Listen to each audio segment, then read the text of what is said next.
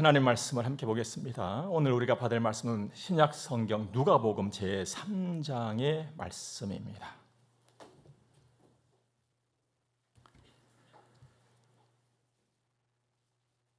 15절에서 17절의 말씀을 보겠습니다. 백성들이 바라고 기다림으로 모든 사람들이 요한을 혹 그리스도신가 심중에 생각하니 요한이 모든 사람에게 대답하여 이르되 나는 물로 너희에게 세례를 베풀거니와 나보다 능력이 많으신 이가 오시나니 나는 그의 신발끈을 풀기도 감당하지 못하겠노라. 그는 성령과 불로 너희에게 세례를 베푸실 것이요 손에 키를 들고 자기의 타작 마당을 정하게 하사 알곡은 모아 곡간에 들이고 쭉정이는 꺼지지 않는 불에 태우시리라. 아멘. 10월 첫날입니다. 그리고 첫 주일 아침입니다. 오늘은 예쁜 봉투에 담긴 가을 편지 한 통을 나누도록 하겠습니다. 가을, 그 뜨거운 여름, 그 습하고 그 무거운 그런 기운을 지나고 가을을 만나게 되면 이유 없이 그냥 참 좋습니다. 바람 결이 다르고 바람 소리가 다르고 콧구멍으로 들어오는 바람의 무게가 다르고 또 눈앞에 펼쳐진 세상이 다릅니다. 엊그제가 추석 명절이었는데 아직 그 여운도 남아 있는 것 같습니다. 하여간 여러분과 저는 주 앞에 왔으니 이렇게 좋은 아침, 좋은 시간, 도대체 가을 편지에는 무슨 소식이 담겨져 있을까? 저도 굉장히 궁금했습니다.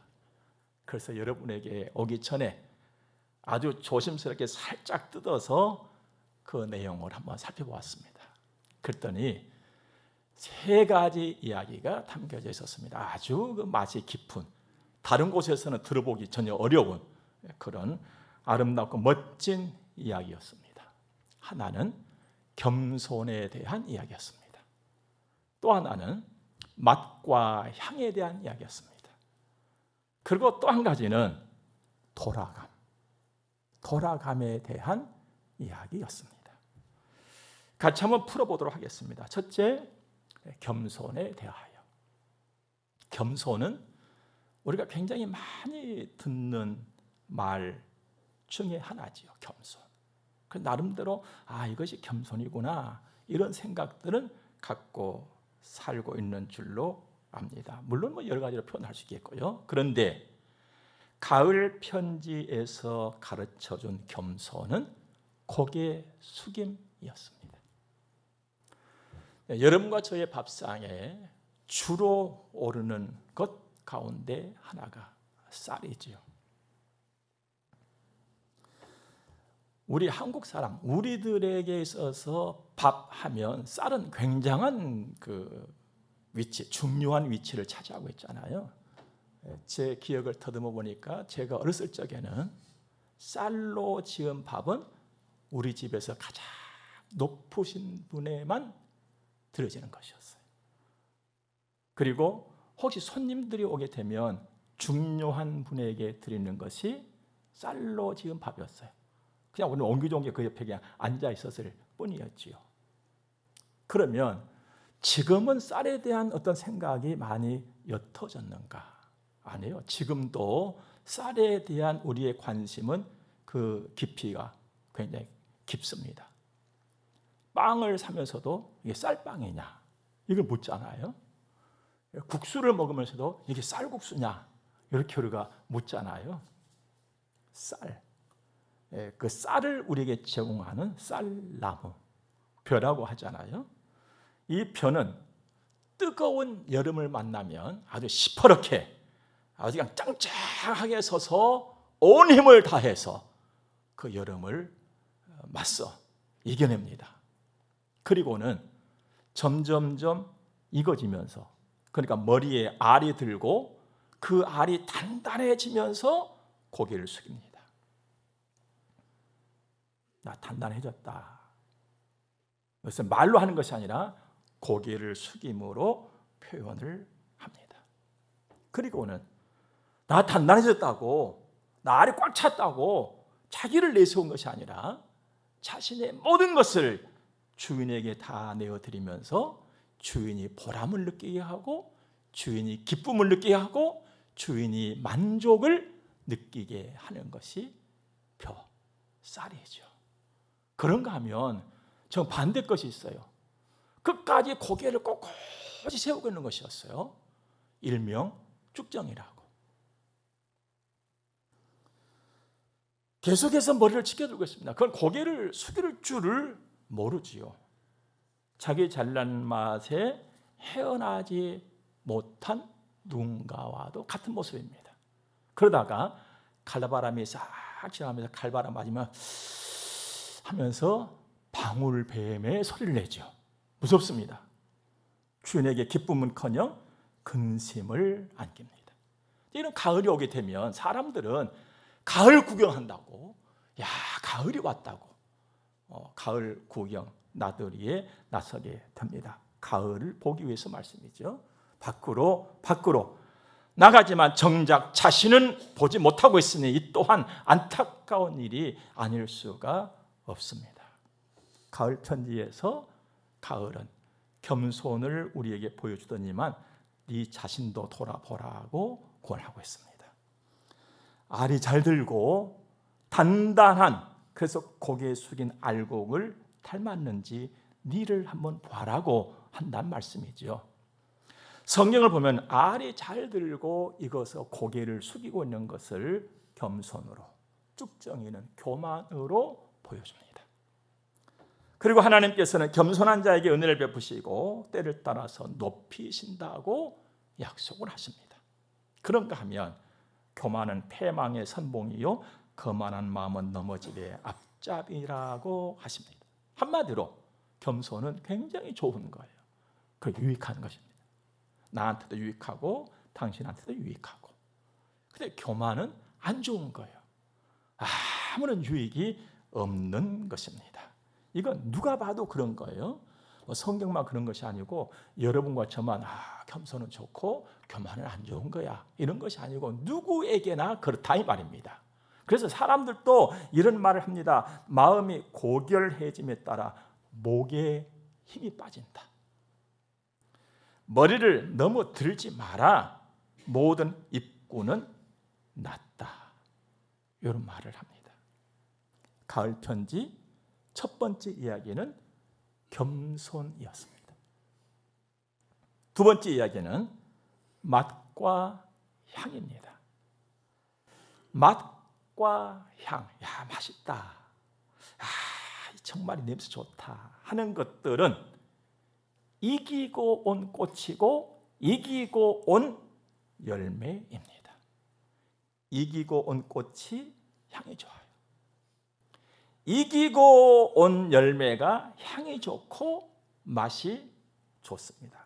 그래서 두 번째 편지를 읽으면서 이기자.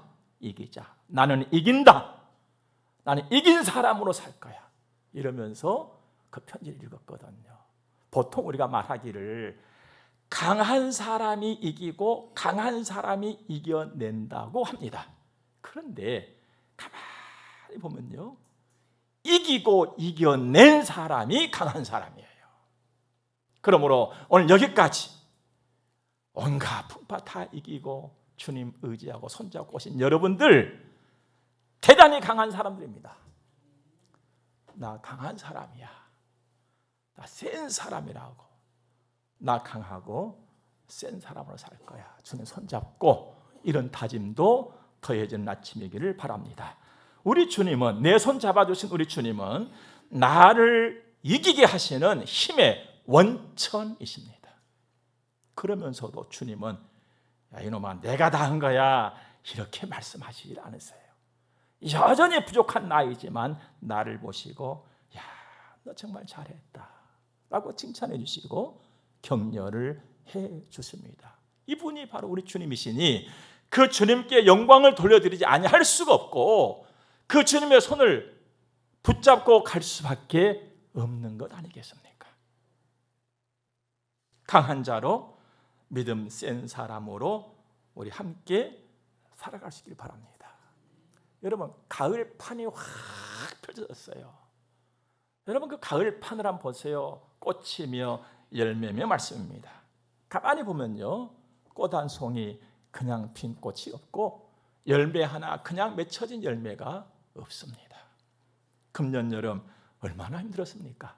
폭염, 또 폭우, 폭풍까지. 꽃들은 그걸 몰랐을까요? 열매는 그것들을 몰랐을까요? 그들은 더 잘 알았습니다. 온몸으로 다 받았잖아요. 온몸으로 다 맞았어요. 우리는 더울 때 에어컨이라도 틀어놓고 시원한 선풍기 바람 밑에도 앉아 있었습니다만은 어떤 꽃이 그런 시원한 바람을 맞았겠습니까? 폭풍우 비바람 칠 때 우리는 피했어요. 처마 밑으로라도 집 안으로라도. 그러나 꽃과 열매는 모든 것을 그대로 다 맞았습니다. 그 흔적이 아직 꽃에 남아있지 않습니까? 그 흔적들이 열매에 남아있고 말입니다. 바람에 두들겨 맞고 햇빛에 고통당하고 비에 젖고 꽃과 열매는 이 모든 것을 다 맞았어요. 그러나 품었어요. 그리고 이겨냈습니다. 그리고 맛과 향으로 주인에게 자신의 모든 것을 내어놨습니다. 사람도 그런 겁니다, 여러분들. 여러분도 그렇게 살아왔잖아요. 여러분의 삶을 지나온 사람 돌아보세요. 그렇게 왔어요. 또 마땅히 우리도 그렇게 해야만 하는 것입니다. 그런데도 남의 일, 남의 하는 것을 보면 너무너무 쉬워 보여요. 아이고, 그까짓 거 나도 잘한다고. 별것 아닌 것처럼 보이지만 해봐요. 내가 해보려니까 얼마나 어렵고 힘든지 몰라요. 예수 믿는 나, 예수 믿는 나의 삶에는 도대체 어떤 냄새가 있을까? 내가 움직이면 어떤 냄새가 날까? 나에게서는 어떤 맛이 날까? 맛이나 향이라고 하는 것은 취향에 따라서 다 다를 수가 있습니다. 여러분의 취향과 제 취향은 다르잖아요. 그러나 여러분과 저는 주 안에서 하나 된 사람들이에요. 한 하나님을 바라고 섬기고 있습니다. 그렇다면 맛과 냄새에 있어서도 여러분과 저와 우리 모두의 공통된 맛과 냄새가 있어야 하면 옳은 일이라는 것이죠. 과연 그렇다면 그 맛과 그 냄새는 어떤 맛이고 어떤 냄새일까? 고린도후서 2장 보니까 그리스도의 향기라는 표현이 나옵니다. 바로 이 냄새, 바로 이 맛이거든요. 예수 냄새. 그런데 이 예수 냄새를 달콤하다, 향긋하다 이렇게 표현을 한 것이 아니라 예수 냄새를 생명의 냄새라고 그랬습니다. 여러분, 생명의 냄새라고 표현된 것은요, 대단히 오묘한 표현이고 말씀입니다. 생명의 냄새는 모든 사람이 좋아하는 냄새예요. 과일이 되었든지 생선이 되었든지 육류가 되었든지 싱싱한 생명의 냄새는 모든 사람이 다 좋아하는 것입니다. 모든 사람에게 그 필요한 냄새가 생명의 냄새, 예수 냄새라는 거예요. 여러분과 저와 우리에게서 나야 될 냄새, 그 맛이 있다면 요것 한 개, 생명의 냄새, 예수 냄새, 예수 맛입니다. 우리에게 이 냄새가 있기를 주님을 축복합니다. 나는 예수 믿는 사람이니까 예수 냄새 있으면 마땅한 일이 아니겠습니까? 그러므로 내게는 믿음, 소망, 사랑은 늘 있어야 하고 성령과 함께 사는 손과 발을 가져야 합니다.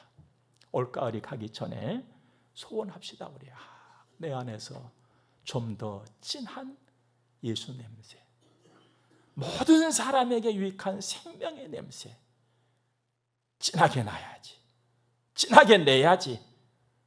향도 맛도 이런 소원이 있기를 주님으로 축복합니다.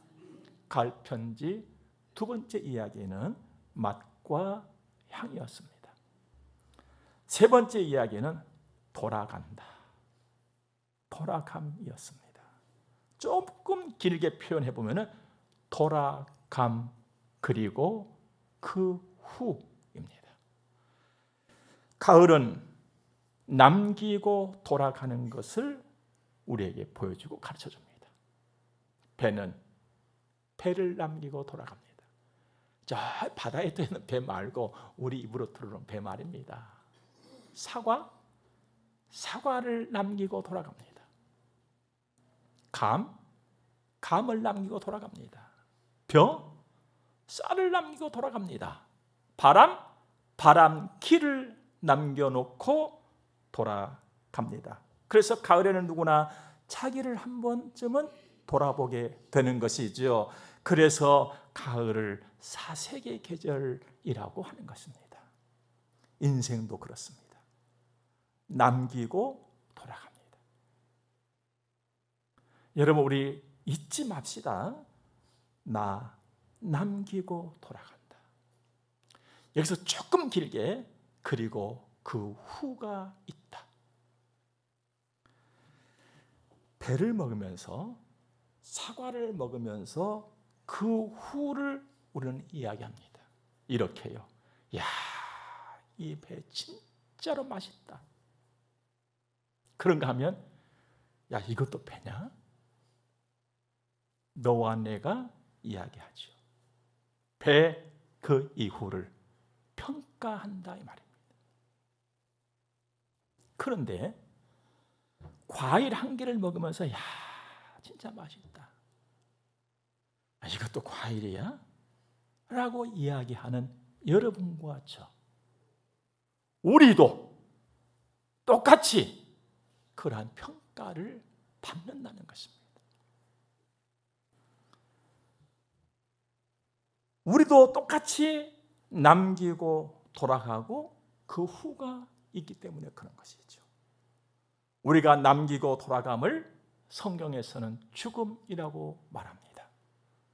히브리서 9장 말씀 보니까 사람이 한 번 죽는 것은 정해진 것이요 그 이후에는 심판에 있다 라고 말씀하십니다.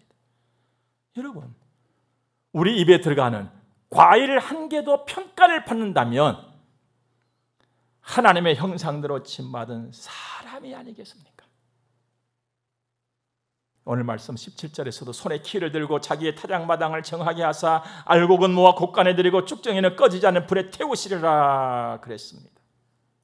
사랑하는 여러분, 가을은 돌아감 그리고 그 후를 우리에게 가르쳐 줍니다.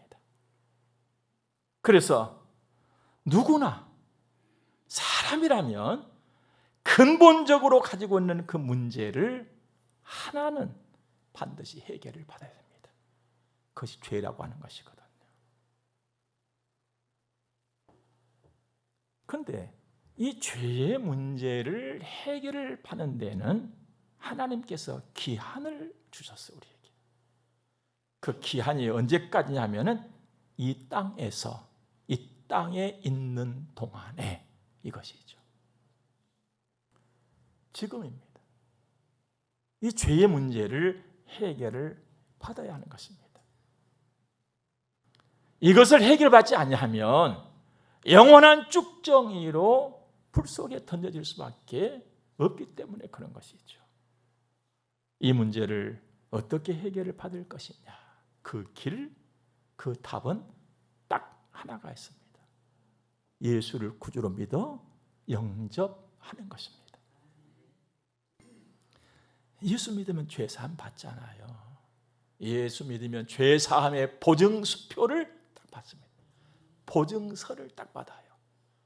그 보증서를 딱 받아서 펼쳐보니까 의롭다고 인정함, 하나님 도장을 딱 성령 찍어 놓으신 거예요. 그리고는 하나님의 자녀로 당당하게 사는 것입니다. 그 순간 무서움과 두려움은 끝이 나고 기쁘고 감사함으로 상을 바라보면서 사는 사람이 됩니다.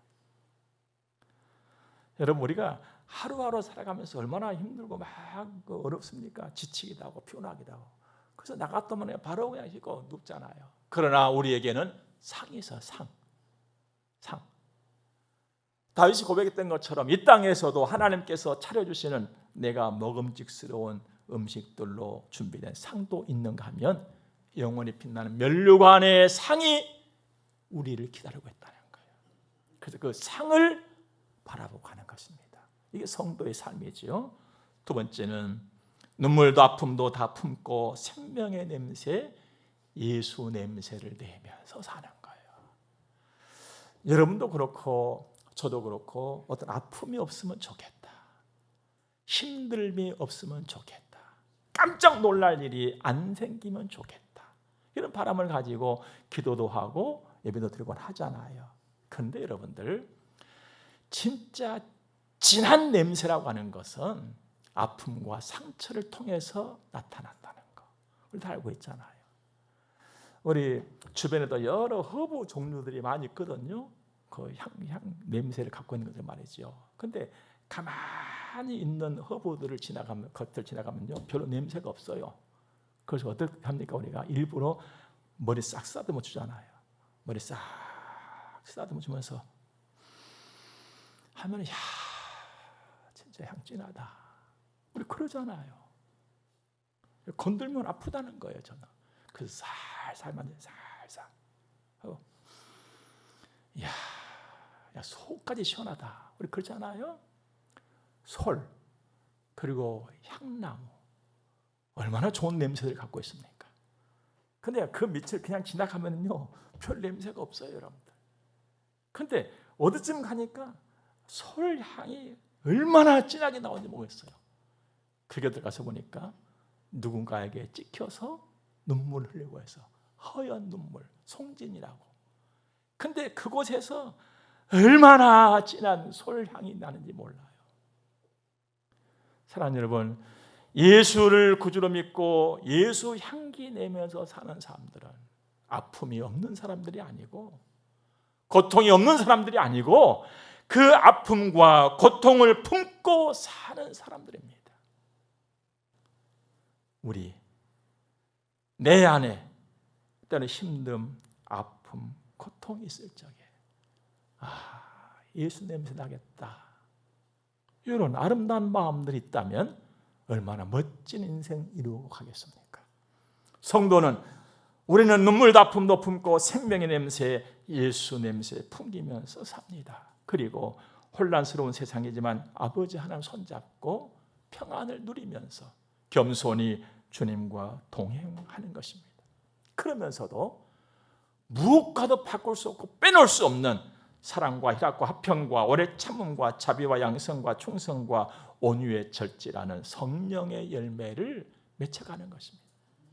시절을 쫓아서 이 열매를 맺혀가요. 가을 편지는 이러한 이야기로 가득했습니다.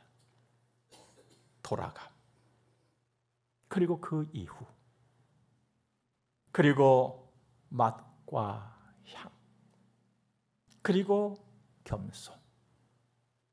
어떻습니까, 여러분들? 우리는 주 안에서 새 생명을 얻은 하나님의 사람들입니다. 주와 동행하는 겸손이 있기를 바라고, 맛과 향든, 그리고 돌아감, 그 이후를 알므로 헌신하고 충성하면서 한 걸음 한 걸음 주님과 동행하는 멋진 날들이 온전히 이루어지기를 주의 이름으로 축복합니다. 우리 함께 기도하겠습니다. 좋으신 하나님을 찬양합니다. 주님 감사합니다. 귀한 말씀 잘 받았으니 가슴에 새기고 정말 멋진 향기로운 하나님의 사람들로서의 삶을 이루어 가게 하옵소서. 이제 헌금드려 봉헌하겠습니다. 우리 아버지께서 받으시고 영광 중에 복을 내려 주옵소서. 예수님 거룩하신 이름으로 기도드립니다. 아멘. 우리 함께 축복을 받겠습니다. 교회의 머리가 되시는 우리 구주 예수 그리스도의 은혜와 하나님 우리 아버지 무한 극진하신 사랑하심과 성령님의 감화 교통하심이 하나님의 거룩한 자녀들의 머리 위에 이제로부터 영원토록 함께 있을지어다. 아멘.